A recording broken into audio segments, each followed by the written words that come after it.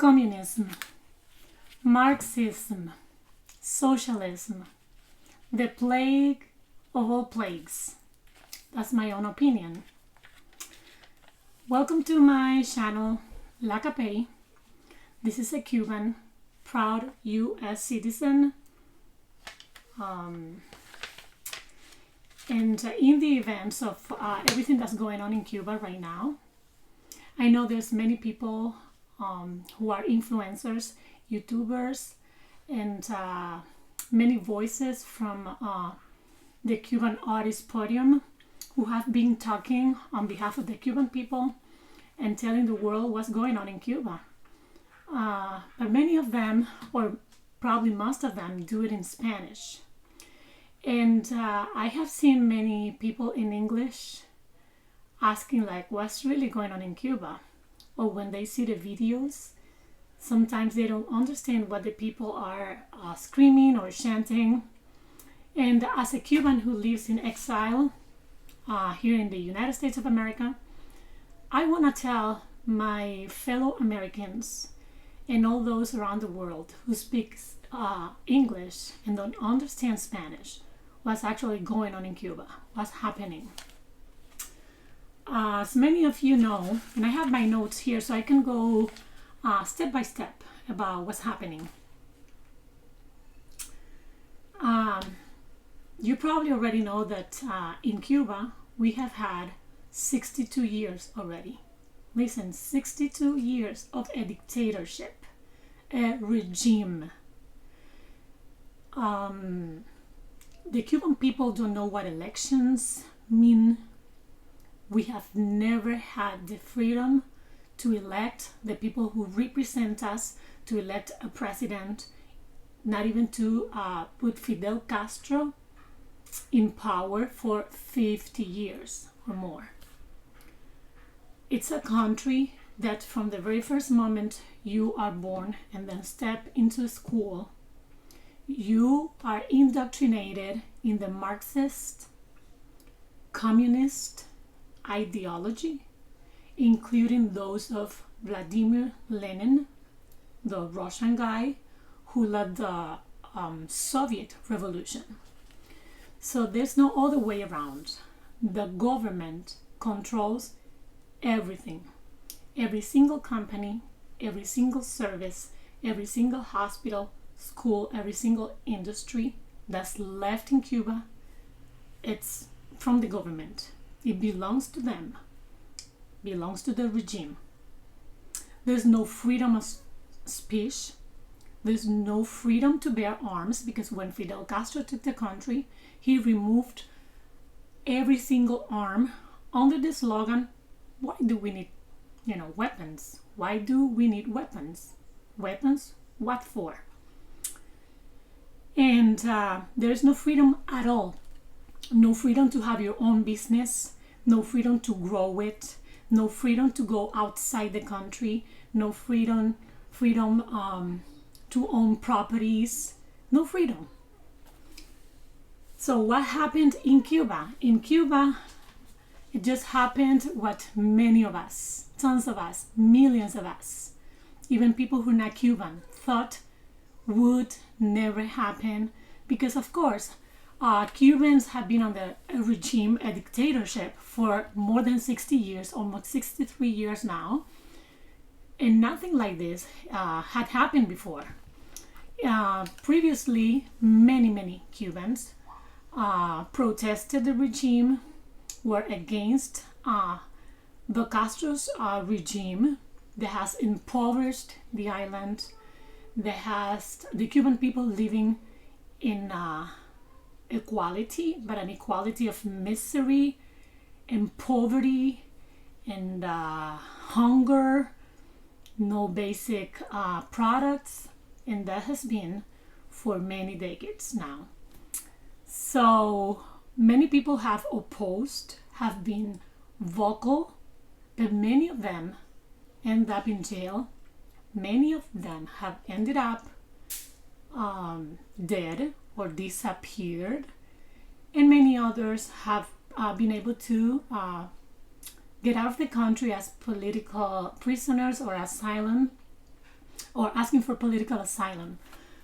So but something like a massive protest, like it happens in many countries of the world, whether it is here in Latin America or in America, Latin America, in Canada, in Europe, even Muslim countries where people can go to the streets and they protest. We have heard of protests going on in Egypt, protests going on in Spain, so many countries. But something like that never ever happened in Cuba. So getting to the facts. On Sunday, July 11th of this year 2021, in 45 cities of Cuba, the people went to the streets to protest the regime. It was as simple as that. Basically nobody knew about it. Of course they did know.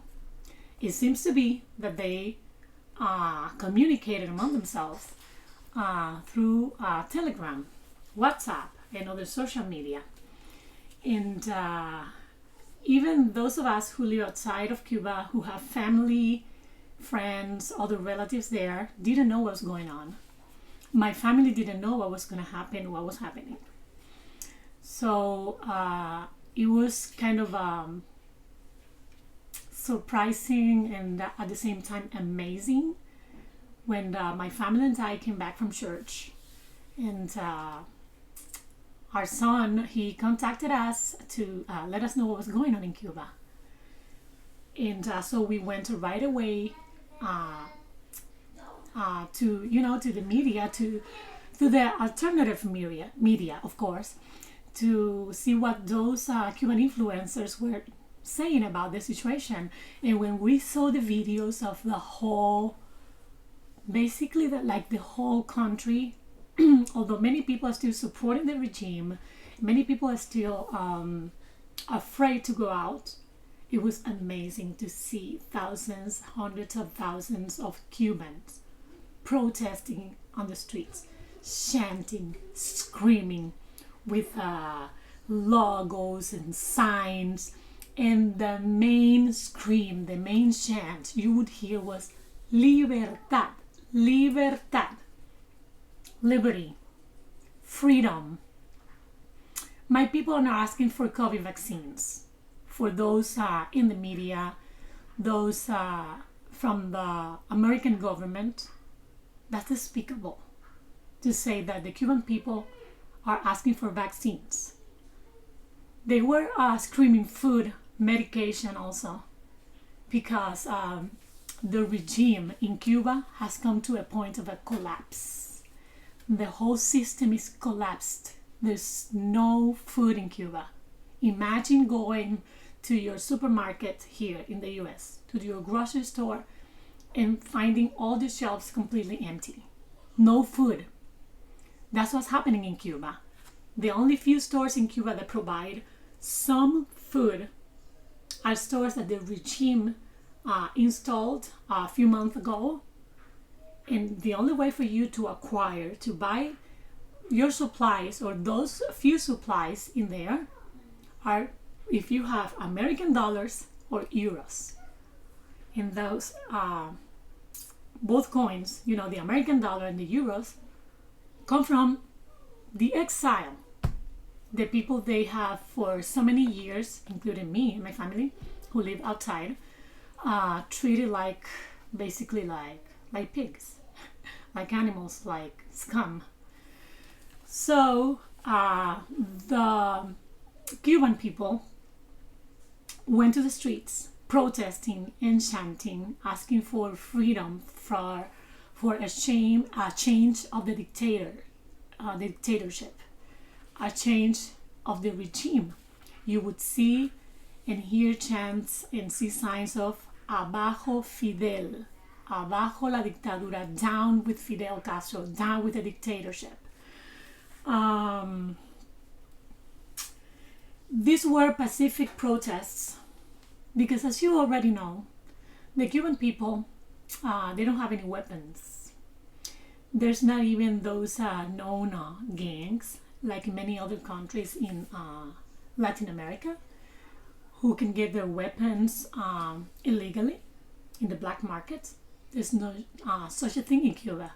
So there's no way, even if you have the money, even if you have the means, you cannot get a weapon. So these were pacific protests. Many people don't even have a knife or a stick, a wood stick, to defend themselves. Such is the poverty situation in Cuba. Not even that you can afford to have. And these protesters, they simply want to do it in a pacific way because they want to be heard and they want the world to know that the Cuban people is tired. We want a change. And mainly it was young people tired, who don't care at all about this whole lie of the Cuban Revolution. Young people who don't care anymore about indoctrination, about Marxism, about communism. These young people, they want to be free. They want to be able to prosper. They want to be able to have their own businesses, to be singers, to be producers, to be businessmen and women. They want to be able to express themselves without being judged, being incarcerated, being tortured, being killed, or having to flee their country, like many of us have ended up doing. There were also some seniors, many seniors who were saying they were already tired of all the lies that the revolution told them, all the failed promises, and they wanted a change too. So, leadership in this protest. Something that I find really amazing is that there's no actual leader of this protest. And that's what's got the regime like crazy, because they want to find leaders. And they want to find who's behind this. They're blaming, again, the American government. They're blaming the Miami Mafia, which is basically all the Cuban exiles that lives in Miami. There's no such a thing as a mafia. They are the real mafia. They say that those who protested, which is, goodness, hundreds of thousands of Cubans, have been paid. That's not the case. They haven't been paid by anybody.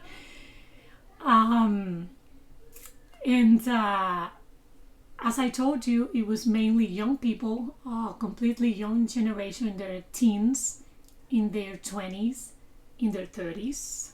So while millennials here in America are complaining about how bad their life is, how bad liberty and democracy are, the young people in Cuba are demonstrating in the streets, are protesting, and they want what these young millennials and young college students in America have, and they don't even value.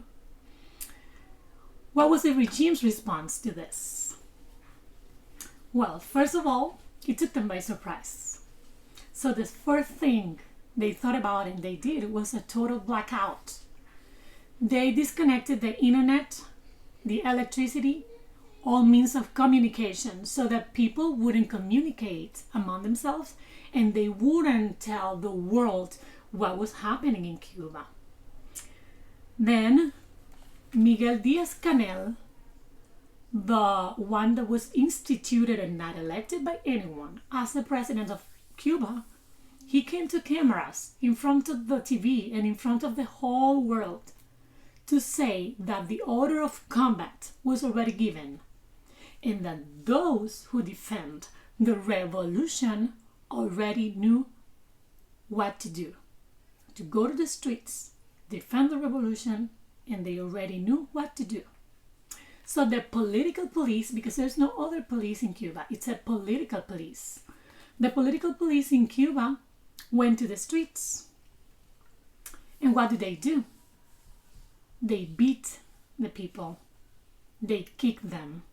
They beat and they kicked a boy whose brother lives in Miami, to the point that they took his teeth and his eyes out and they killed him.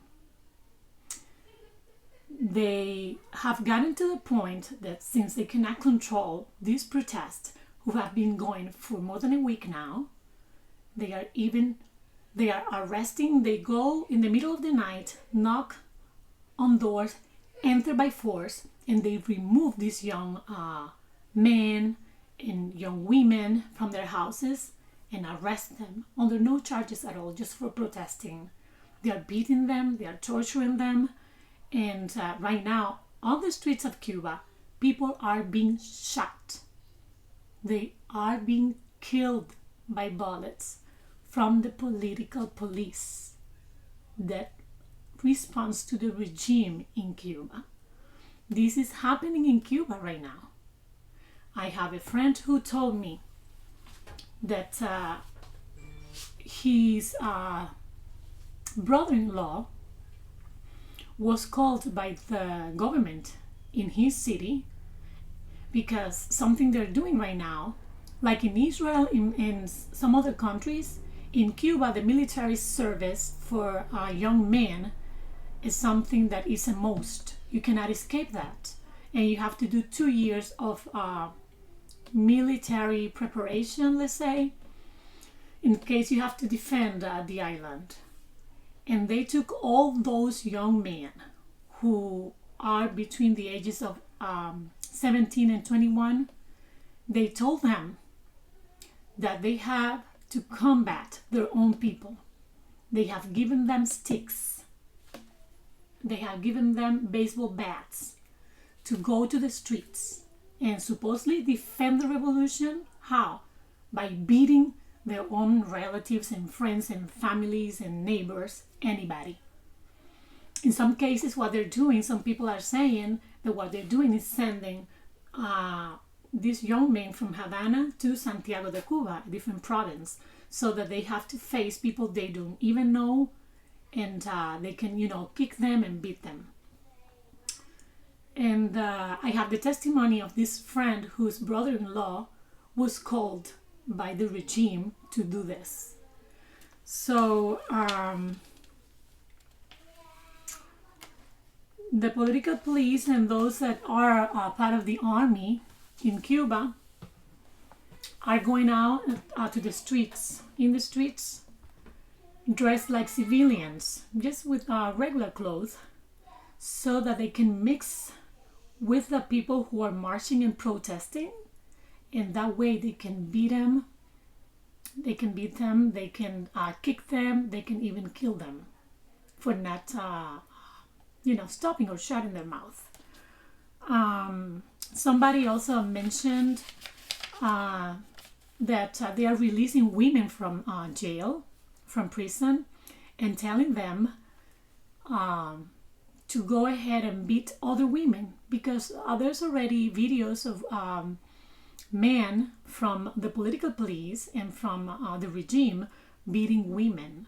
Because if you look at the march, there's so many men and young men, there's lots of women, so many brave Cuban women protesting, marching, because they want this regime to stop. They want freedom for them and for their kids and for their families.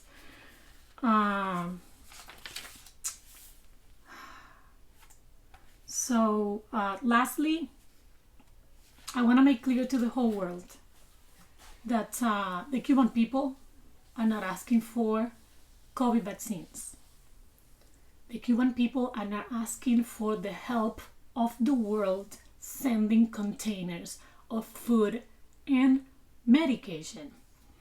The Cuban people are not asking for an end to the blockade or U.S. embargo, like some Marxist organizations like Black Lives Matters and some Congress people and senators here in the U.S. like Bernie Sanders, Ocasio-Cortez, have said. This is not the case.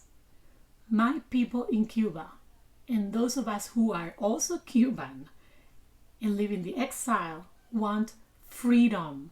We want this dictatorship, which has been a cancer not only to Cuba, but also to many countries in Latin America, not only Venezuela, many countries, and many other countries in Africa and other places, sending guerrillas, people to kill and indoctrinate, even to this day. So we want freedom, because from the moment this Castro dictatorship, this communist Castro dictatorship falls, the whole block of communism and socialism in our hemisphere is falling. It's gonna fall too. And lastly, I'm making a call to my fellow Americans, my fellow patriots in America and in the whole world. People who love freedom, who love democracy, who love liberty, freedom of speech, prosperity. First of all, my Cuban people need prayers. They need prayer warriors. Please pray for Cuba, for the freedom of Cuba. Please like and share this video. Share with your friends, those who don't understand what's going on in Cuba. Please share so they can see and hear what's happening in my country. And it's time for the US to open their eyes, because communism and Marxism, in the name of progressivism and globalism, is already in the American government, is already in the universities, in the public school system, it's everywhere. And I just pray that it's not too late for America to wake up to this cancer that has already infiltrated the United States of America. Thank you for watching, thank you for liking, and thank you for sharing. Bye-bye.